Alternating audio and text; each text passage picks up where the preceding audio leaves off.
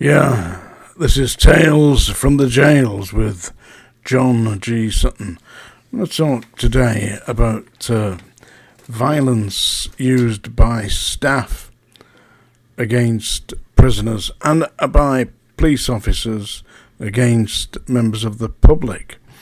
It sprung to my mind having read the report today. You'll see it in the news. 2 Metropolitan Police officers.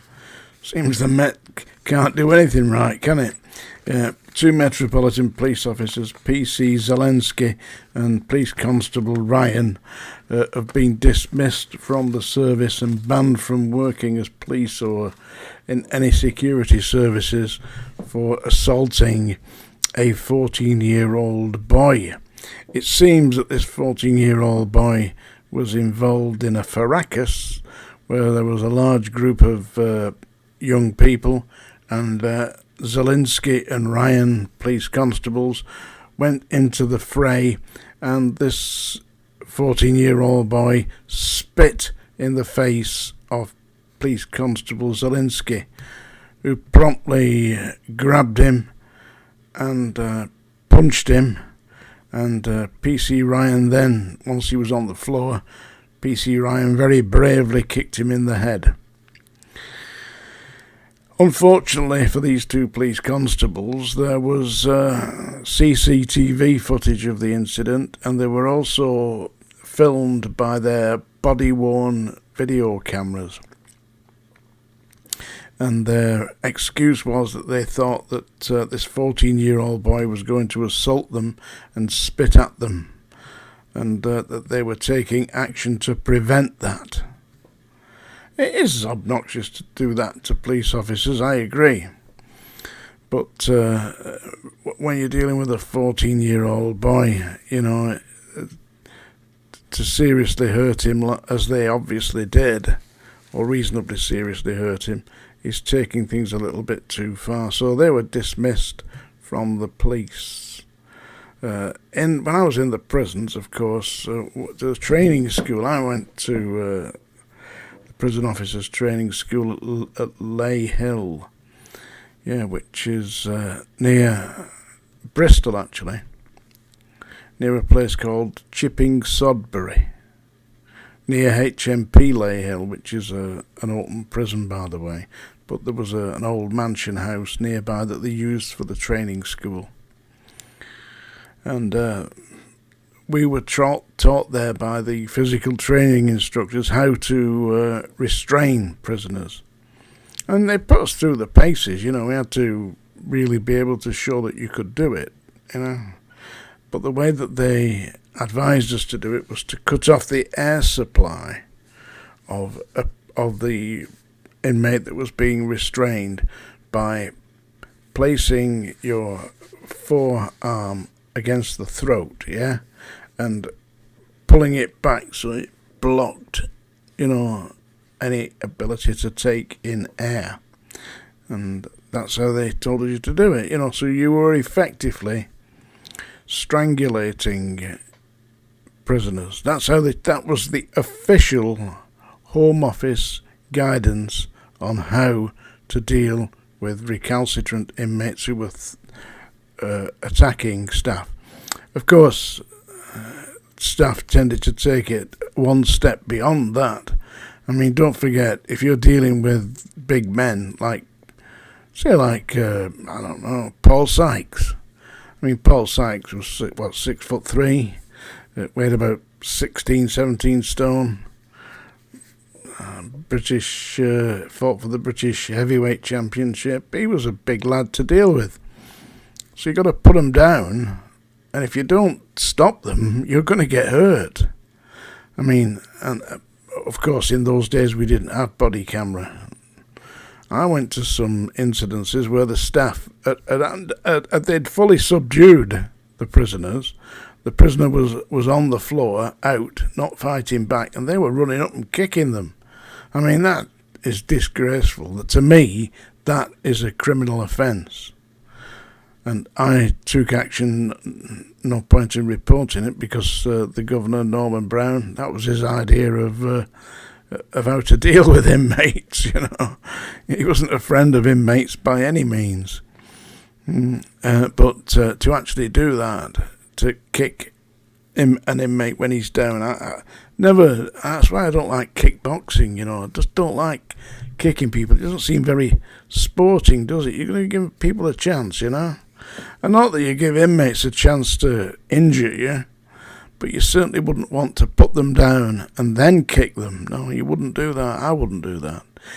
If they're down, you get them into a cell, make sure that they're safe, and for their own safety, you remove the clothing, because otherwise, people who are in that situation, they become desperate, they become despairing, and sometimes they can take their own life.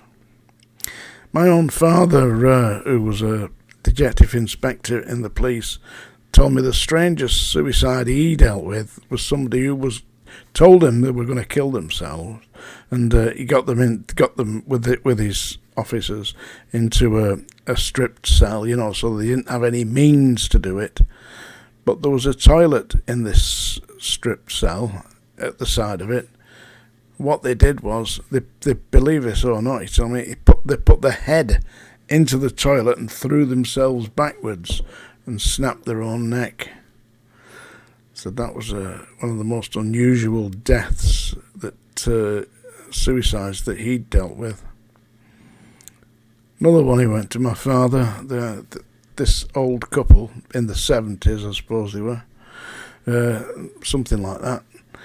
He went to, they were found dead in a room. The gas fire had continued to burn, but it had been pumping out this poisonous gas, CO2 or whatever it was.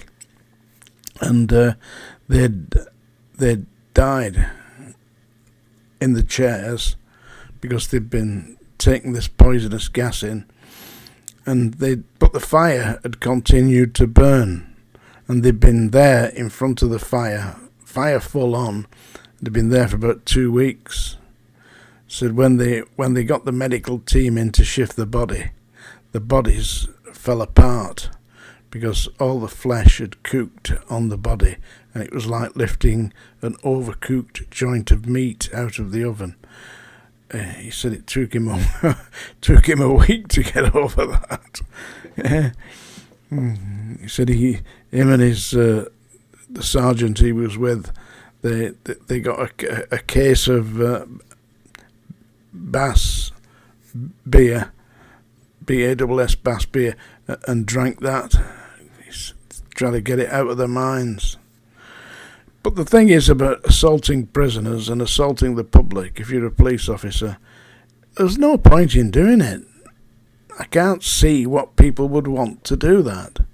And when I see the staff, which I did see the staff at Strangeways and at the Scrubs, for no reason whatsoever other than for their own gratification, beating inmates, I felt that was a criminal offence. The problem that you had in the prisons was you report it, as I did report it, and the next thing is you're on the list. Yeah, well, they eventually got me. I was assaulted myself. It will all be out. It's in my next book, by the way. The publishers have sent it to the editors, so it's been there with the editors for like 10 days, I don't know. They'll let me know when it's going to be published. I will keep you abreast of that. And in the meantime, yes, it's that time of day that we all dread, when the song ding-a-ding-dongs. Yeah. And what have we got for today? Yeah, we're going to give a song, yeah. This is written by Chris Christopherson and performed by him. I had this on a cassette tape. I wore it out, played it that many times. I really like this song. Unfortunately, I've got to destroy it, so I hope you're sitting comfortably. This is me and Bobby McGee. Yeah, written by Chris Christopherson and performed by him, of course, many times. Busted flat in Baton Rouge, heading for the train, feeling nearly faded as my jeans. Well, Bobby, thumbed a diesel down just before it rained. It took us all the way to New Orleans. I took my harpoon out of my dirty red bandana and was blowing sad while Bobby sang the blues. With them windshield wipers slapping time and Bobby clapping hands, we finally sang up every song that driver knew. Oh, freedom's just another word for nothing left to lose. Nothing, it ain't worth nothing, but it's free. You know, feeling good was easy, Lord, when Bobby sang the blues. And buddy, that was good enough for me. Good enough for me and Bobby McGee. From the coal mines of Kentucky to the California sun, Bobby shared the secrets of my soul. Standing right beside me, Lord, through everything I done. And every night she kept me from the cold. Then somewhere near Salinas, Lord, I let her slip away, looking for the home I hope she'll find. And I'd trade all my tomorrows for one single yesterday, holding Bobby's body next to mine. You know, freedom, it's just another word for nothing left to lose. Nothing, is that all she left for me? You know, feeling good was easy, Lord, when Bobby sang the blues. And buddy, that was good enough for me. Yeah. Good enough for me and Bobby McGee. Well, I reckon Bobby McGee's done a runner if she's heard that. Tales from the jails, folks.